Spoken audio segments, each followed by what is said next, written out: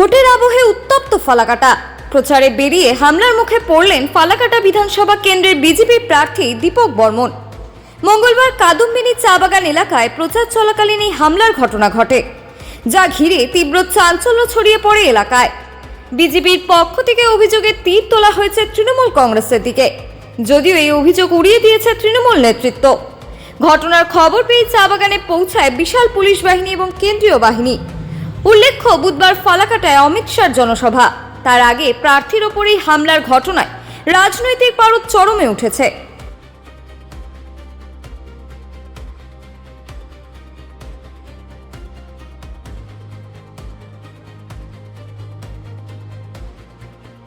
এখানে প্রধানের নেতৃত্বে রবি কুমার মিঞ্জ, তার নেতৃত্বে যেভাবে আক্রমণ হলো সে ঘটনা এক কথায় নজিরবিহীন।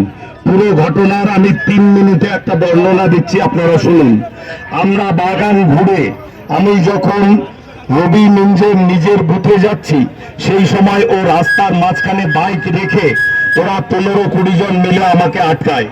আমি ওদের সঙ্গে কোনো কথা না বলে আমি বুঝতে পারি তারা গন্ডগোল করতে আসছে।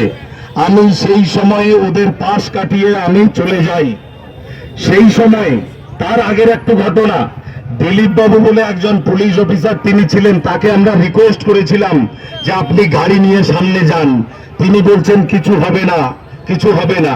তিনি পিছনে ছিলেন, কিন্তু তারপরে আমি যখন বেরিয়ে গেলাম, ঠিক আমার পিছনে গাড়ির ড্রাইভারকে মেরে মাথা ফাটিয়ে দেওয়া হলো।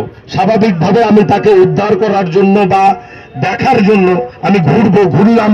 ঘুরে যখন এগিয়ে গেছি, তখন সরাসরি রবি মিঞ্জ আমাকে আক্রমণ করে এবং আমাকে কয়েকজন মিলে ধরে আমার উপরে চড়াও হয়, আমাকে ফেলে দেয়।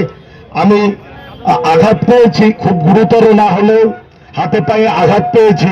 কিন্তু সবচেয়ে যেটা গুরুত্বপূর্ণ ব্যাপার, পুলিশের এখানে ভূমিকা অত্যন্ত ন্যাক্কারজনক। আপনারা দেখলেন জেহাদি আক্রমণ, আপনারা দেখলেন তৃণমূলের পায়ের তলার মাটি আজকে চলে যাচ্ছে, তাই তারা আজকে এই ধরনের আক্রমণে নেমেছে। আমাদের কর্মীরা অত্যন্ত সংঘবদ্ধ এবং তারা একটা কমান্ডে চলে, তাই আজকে এখনো পর্যন্ত ফালাকাটায় এরা কিছু করেনি। আপনারা নিশ্চিত থাকুন, বিজেপি কর্মীরা কোথাও কিছু করবে না, কিন্তু কেউ আঘাত করতে আসলে কাউকে ছেড়ে দেবে না। বিজেপি আছে, আপনারাও সুরক্ষিত আছেন, আমরা সুরক্ষিত নিজেদের রাখবো এবং আপনাদেরও সুরক্ষিত রাখবো, কথা দিয়ে যাচ্ছি। সকলকে ধন্যবাদ।